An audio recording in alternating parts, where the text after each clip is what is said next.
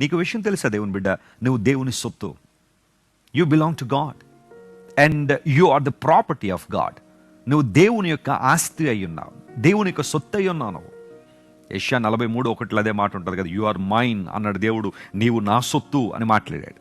చాలాసార్లు మనుషులు నిన్ను హీనంగా చూడొచ్చు, నిన్ను అపహాస్యం చేయొచ్చు, నువ్వు తక్కువ దానివని, తక్కువ వాడవని నిన్ను హేళనగా చూడొచ్చు. నీ డిపార్ట్మెంట్లో, నీ ఆఫీస్లో చాలామంది నీ కులాన్ని బట్టో లేదా నీ పరిస్థితిని బట్టో నువ్వు తక్కువ వాడవని హేళన చేస్తుండొచ్చు, కానీ నువ్వు తక్కువ వాడవు కాదు. దేవుడు నీ కోసం ప్రాణం పెట్టి ఒక వెలతో నిన్ను కొన్నాడు, తన రక్తం పెట్టి నిన్ను కొనుక్కున్నాడు ఆయన. You are God's property.